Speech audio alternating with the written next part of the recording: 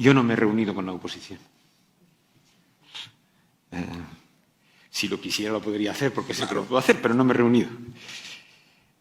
Nosotros hemos expresado nuestra preocupación, lo hemos hecho a través de una declaración pública, de que las decisiones tomadas por la Asamblea Legislativa de El Salvador el 1 de mayo, que condujeron a la destitución de los magistrados de la Sala de lo Constitucional de la Corte Suprema de Justicia y al Fiscal General de la República, y los nombramientos posteriores, socavan el Estado de Derecho y la separación de poderes en El Salvador. La Unión Europea espera que los derechos legales y la integridad física de los magistrados sea garantizada en todo momento en el ejercicio de sus funciones. La independencia del Poder Judicial en El Salvador debe ser salvaguardada para asegurar la plena separación de poderes y preservar la sólida tradición democrática del país. Yo tengo... Cuando tengo un dolor o me duele algo y tengo un problema físico, pues llamo al médico. Claro. Y en este caso lo que hemos hecho es consultar con constitucionalistas, ¿no? Hemos hablado con la oposición, ¿no? Sí. Hemos consultado con constitucionalistas que tienen, creo que era Churchill que decía que cuando se reunía con 4 economistas tenía 4 opiniones distintas. Y cuando uno de los economistas era Keynes, tenía 5 opiniones distintas, porque él daba 2 opiniones distintas, ¿no? Pues bien, en este caso no hemos recibido demasiadas opiniones distintas, hemos recibido opiniones bastante homogéneas, opinando de que había un cierto margen de duda, alguna área gris sobre el tema de la destitución, pero que estimaban de que se tendría que haber aplicado el artículo 236 de la Constitución, porque no había legislación secundaria, es lo que me han dicho, yo no soy experto en estos temas, que no había ningún margen de duda sobre el nombramiento de los magistrados, que era claramente inconstitucional porque no se había seguido el artículo 186 de la Constitución. Esto es lo que me han dicho, yo no puedo juzgar porque obviamente no soy ni constitucionalista de mi propio país, tampoco lo puedo ser, ni me atrevería a serlo de El Salvador. Es decir, cómo un parlamento en una hora destituye a unos... En muy poco tiempo, ¿no? Porque yo estuve siguiendo en la televisión, pues, a partir, no sé qué hora era, pero a partir de las 7 o así, ¿no? Y entonces, pues, fue chocante. Fue chocante, ¿no? Evidentemente, puede haber argumentos a favor o en contra. Yo no puedo entrar en esto porque soy licenciado en Derecho, pero muy ignorante en Derecho, ¿no? Pero no cabe duda de que fue chocante ver que, sin trámites previos, se destituía a unos magistrados sin que ellos pudieran decir prácticamente nada. Entonces yo creo que esa preocupación es la que viene siendo reflejada en declaraciones de países con una amplia tradición democrática. Quizá todos estamos equivocados. Canadá, la Unión Europea, el secretario general de la OEA, el secretario general de Naciones Unidas, Costa Rica. Es posible que todos estemos equivocados, pero yo creo que se trata de gente que tiene un aprecio por la democracia y que son amigos de El Salvador.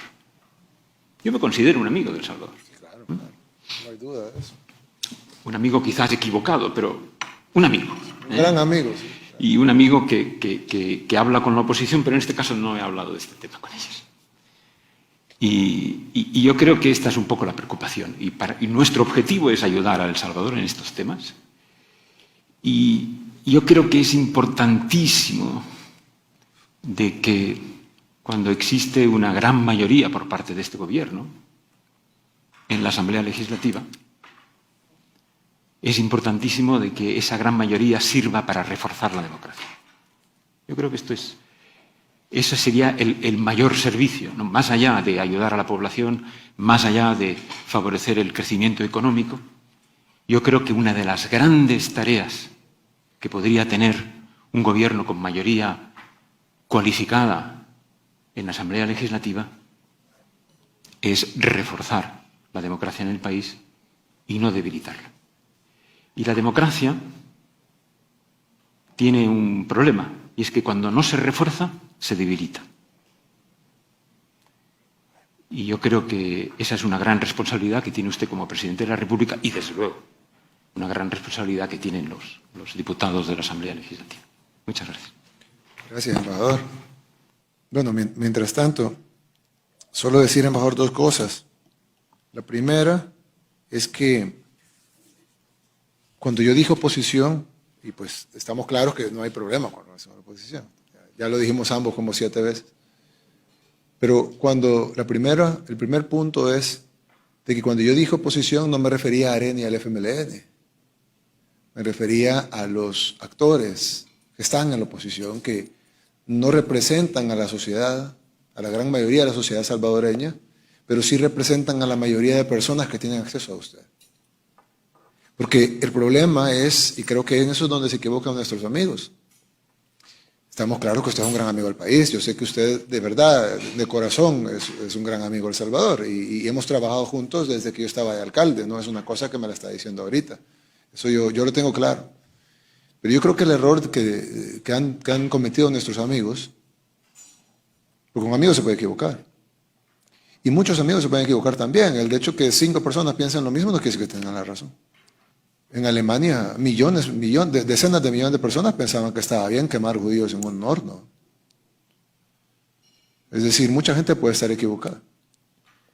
Y aquí están equivocados. Y les voy a decir por qué. En primer lugar, porque la definición de democracia no es que los poderes fácticos tengan una cuota de poder en el gobierno. La definición de democracia es que el pueblo escoge a sus representantes, los que puede elegir de manera directa, y ellos escojan a los otros representantes que elige el pueblo de manera indirecta. Por eso que se llaman elecciones de segundo grado. Son de segundo grado no porque sean menos importantes, sino porque no son elecciones voto popular, sino que ellos eligen a los demás. Pero es lo mismo. El pueblo elige a estas nuevas personas para que estas nuevas personas elijan las nuevas personas. No elige a las nuevas personas para que dejen a las viejas personas. O no eligen a las nuevas personas para que elijan al gusto de la oposición.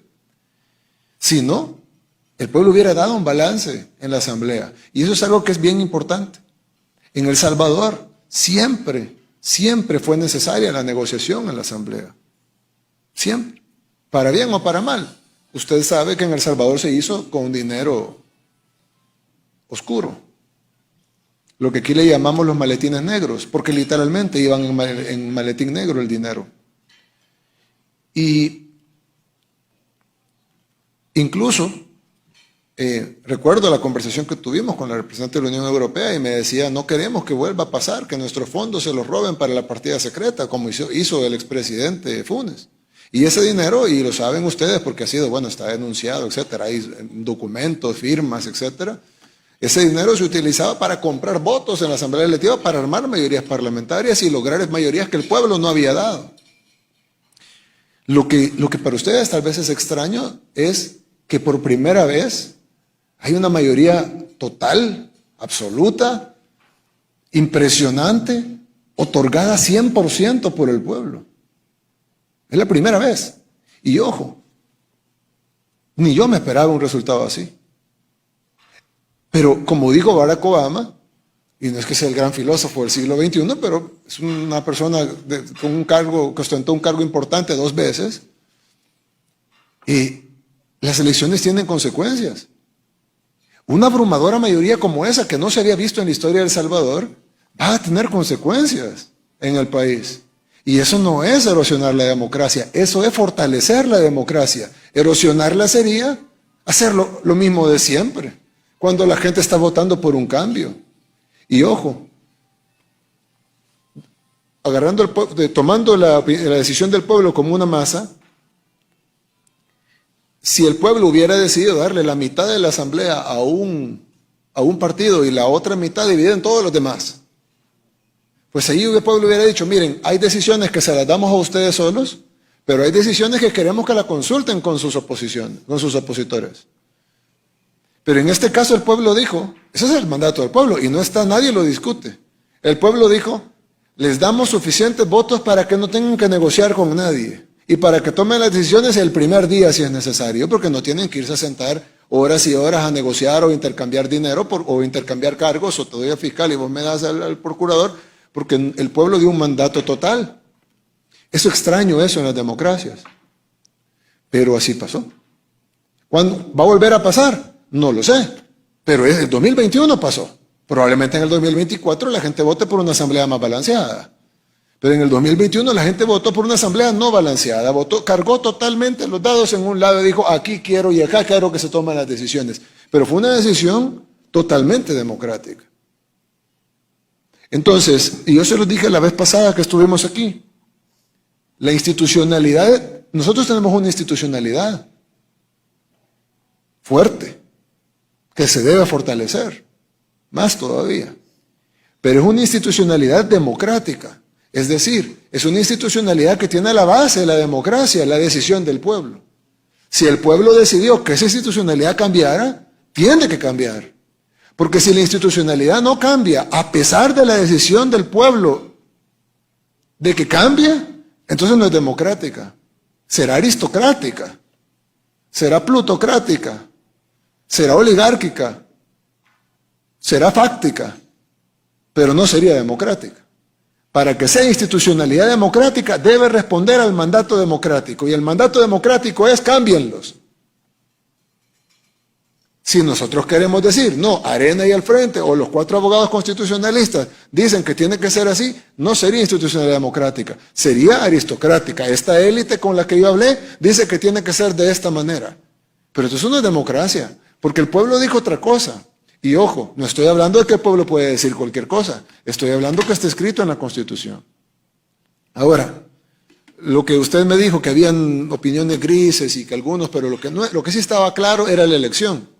Porque la elección dice que en el artículo que tiene que ser de la lista del CNJ. Ese es para la elección, no para una sustitución. Y eso no me lo estoy inventando yo. Hay otro artículo, el artículo para la institución del presidente y de todas las elecciones, incluyendo los magistrados, hay otro artículo, el de incapacidad mental. ¿Cuál es ese artículo? Hay un artículo que lo discutimos la vez pasada, que por cierto, hablando de eso yo les dije, y recuerdo que estaban la mayoría de ustedes aquí, yo les dije, deberían de pronunciarse, habían pasado 2 días, yo les dije, deberían, y no nadie se había pronunciado, yo les dije, deberían de pronunciarse en contra del intento de los diputados de destituir al presidente, se los dije, a todos ustedes, como consejo, yo no necesitaba, porque yo sabía que no tenían el poder político para destituirme, pero se los dije, como un consejo. Yo les dije, les aconsejo que se pronuncien públicamente en contra del intento de destitución del presidente por parte de la Asamblea Legislativa. Porque si ustedes no se pronuncian, se los dije en ese momento, aquí estábamos en esta mesa, cuando venga otro motivo similar, venga otra coyuntura similar y se quieran pronunciar, van a carecer de credibilidad. Porque no es posible que la comunidad internacional, o por lo menos los países que usted menciona, estén indignados y no dijeron nada cuando intentaron destituir al presidente. Con un agravante, que destituir a un magistrado, están destituyendo a alguien que ellos eligieron. Y usted como abogado sabe que en derecho las cosas se deshacen como se hacen. Si los diputados eligen a los magistrados, los diputados destituyen a los magistrados. Pero los diputados no eligen al presidente. Es muchísimo más grave que los diputados quieran destituir a un presidente legítimamente electo en democracia en primera vuelta con una ventaja abrumadora sobre sus opositores. Y nadie dijo nada. No hubo condena de la Unión Europea, no hubo condena de Canadá y de los demás países que mencionó, de la OEA, de la ONU, y yo creo que de la OEA, pero los demás no. Y yo les dije, ojo, no se lo digo por petición porque no necesito que se pronuncien, pero se lo digo como consejo, pronúnciense, porque no van a tener con qué credibilidad pronunciarse después. Y eso es lo que está pasando ahorita. Y vean la reacción del pueblo salvadoreño. Gente con credibilidad pone algo y la gente le dice, no, porque la gente se molesta porque se nota que están cargados a un lado. Ahora, hablando lo de la sustitución. Solo para aclarar, el 131, numeral 20, es el que habla de declarar con no menos de 2/3 de los votos de los diputados electos la incapacidad física o mental del presidente. Sí, y solo para aclarar, presidente, en esa plenaria se pasaron 3 piezas de correspondencia. 1, aplicar este artículo. 2, aplicarle antejuicio al presidente. Y 3, aplicarle una comisión de investigación. No solo fue esa. Pero una fue aplicar directo el artículo 100. Aplicar directamente el artículo, y gracias a Dios no ¿Artículo cuál es? 131, numeral 20. 131, sí. Entonces, los diputados querían aplicar el 131. Yo les dije, pronúnciense, pero no se pronunciaron. Pero independientemente de eso, dice el artículo 131, corresponde a la Asamblea Legislativa y da un montón de cosas que pueden hacer. Pero en el numeral 20 dice, declarar con no menos de 2/3 de votos de los diputados electos la incapacidad mental, física o mental del presidente, del vicepresidente y de los funcionarios electos por la Asamblea para el ejercicio de sus cargos, previo dictamen unánime de una comisión de 5 médicos nombrados por la Asamblea. Ahí la Asamblea, el constituyente, sí establece un proceso mínimo, pero establece un proceso que requiere un dictamen unánime de 5 médicos. Es decir, no pueden ser 4 médicos, no pueden ser 3 médicos y no pueden ser 5 médicos y que uno diga que no y 4 digan que sí. Tienen que ser 5 médicos y los 5 tienen que ser unánime. Le pone superar ese requisito que no se lo ponen en el otro caso. De hecho, aquí también menciona a los magistrados, porque dice, y de los funcionarios electos por la Asamblea para el ejercicio de sus cargos, es decir, incluye a los magistrados. Pero esa es incapacidad físico-mental, es otra forma de destitución, la cual requiere 5 médicos. No es el 186, es el 131, numeral 20. Pero, que dice que cuando el presidente no podrá hacer sus funciones, lo sustituirá el vicepresidente. Pero si el vicepresidente por algún motivo no puede, por X motivo, lo sustituirá el primer designado presidencial. Pero como en mi caso, que no tengo designados presidenciales, entonces la Asamblea nombrará un sustituto. Si equiparáramos la sustitución a la elección, como hicieron los abogados constitucionalistas, a lo que usted consultó, entonces, diría la Constitución, tendrán que ir a hacer una elección nacional en donde voten todos los salvadoreños mayores de 18 años, con campaña electoral de 90 días, y tendrá que ganar con la mitad de los votos más 1, o si no, seguirá una segunda vuelta con el segundo lugar. Y ahí tendrá que ganar con la mitad de los votos más 1, porque esa es la elección del presidente de la República. Pero no, dice que para sustituirlo, la Asamblea nombrará un sustituto, punto. Evidentemente, cuando dice que la Asamblea nombrará un sustituto, no le está diciendo a la Asamblea, vayas a hacer la elección nacional, sino que le está diciendo a la Asamblea, ponga a alguien. ¿Por qué? Por la urgencia de la sustitución. La sustitución nunca se equipara a la elección. Ese es el error de los abogados constitucionalistas que consultaron. Porque aquí no fue una elección, fue una sustitución. Y la clave está en los dictámenes. El presidente de la Corte fue electo para 2 meses. 2 meses fue, ¿no? El presidente actual de la Corte está electo para 2 meses. ¿Por qué? Porque no lo elegí, si no fueran 9 años. Pero no lo elegimos. Sustituimos al que se iba en 2 meses. Entonces lo elegimos para sustituir. Y por lo tanto, él solo va a ir a cumplir los 2 meses que le quedaban al presidente actual. Los otros 4 se eligieron por 6 años. ¿Por qué 6? Porque eso es lo que les queda de los 9 años, ya habían pasado 3. Entonces lo que les quedaban son 6. Así dice la Constitución con el presidente. La elección del presidente, dice la Constitución, va a ser de la forma que dije anteriormente, en una elección nacional, masiva, etc. Pero la sustitución del presidente solo tiene que nombrarlo a la Asamblea, es decir, la Asamblea puede venir y decir, vamos a nombrar a Javier Argueta. ¿Por qué? Porque es moral, porque es abogado, porque es una persona seria, lo vamos a poner a él. No necesitan ir a tirar elecciones y hacerle campaña, vote por Javier Argueta, porque es una sustitución por la urgencia. No se puede hacer campaña y voten por este y el otro y que se tiren 10 candidatos, sino que es una sustitución. Aquí es lo mismo. Se está sustituyendo. No se pueden poner los requisitos de la elección. ¿Por qué? Para un presidente que debería ser, digamos, igual de importante que un magistrado, no ponen requisitos más que nombren a alguien. Como no hay nadie que nombren a alguien. Y en la sustitución de un magistrado de repente requiere una elección en el CNJ y que esté en una lista. No tiene sentido.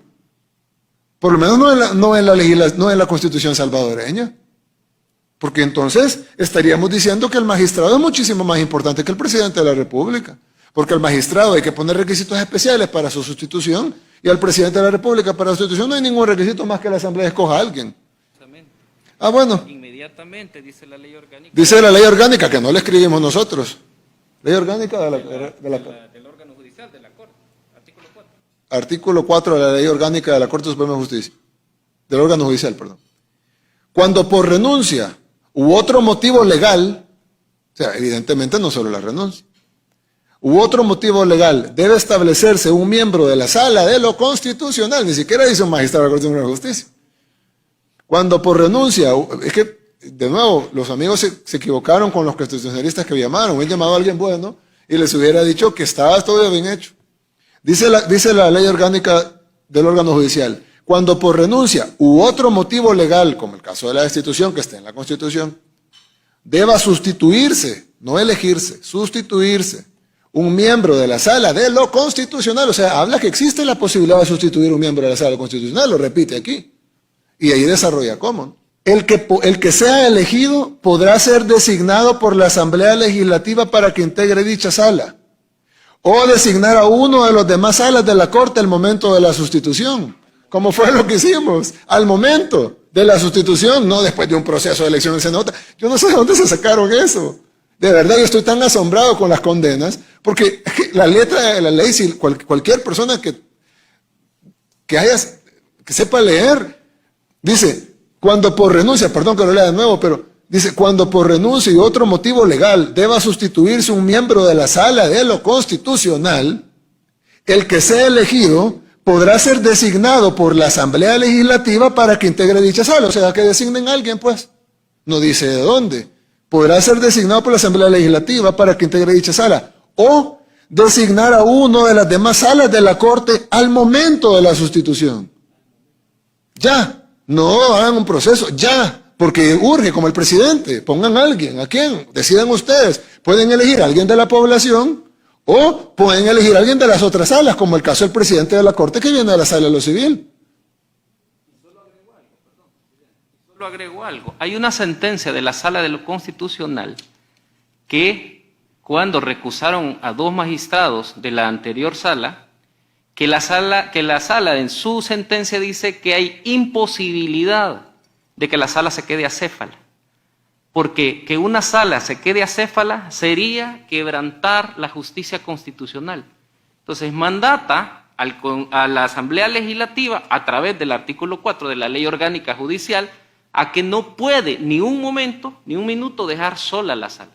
Porque quien quedaría desprotegido es la tutela de derechos fundamentales. Sí, solo por agregar, presidente. Gracias. Y dice, podrá ser elegido, el elegido podrá ser designado por la Asamblea Legislativa para que integre dicha sala, o designar a uno de las demás salas de la Corte, como en el caso del presidente de la Corte, que lo elegimos de la Sala de lo Civil. Y dice después, al momento de la sustitución, si se tratare de un magistrado de cualquiera de las otras salas, o sea, si no fuera la Sala de lo Constitucional, sino que fuera la Civil, tal, el magistrado electo entrará a formar parte de la sala que la Corte designe. Es decir, si fuera sustituido un magistrado de la Sala de lo Contencioso, no sería la Asamblea la que designaría a qué sala va, sino que la Asamblea elige al magistrado, pero será la Corte Plena la que decide usted va a tal sala. Pero no de la Sala de lo Constitucional, que fue el caso. En ese caso, es la Asamblea la que designa directamente que va a la Sala de lo Constitucional y lo puede sacar de un nombre que ellos tengan o de los magistrados ya en otras salas al momento de la sustitución. Y añado, es otro caso donde la Asamblea no puede decidir si lo hace o no, porque hay reserva de ley, o sea, la ley lo obliga a sustituirlo inmediatamente. Sí, no es que ellos pudieron decir, vamos a destituir y luego vamos a hacer un proceso de 3 meses para cambiarlos. Tenía que hacerlo inmediatamente, por ley.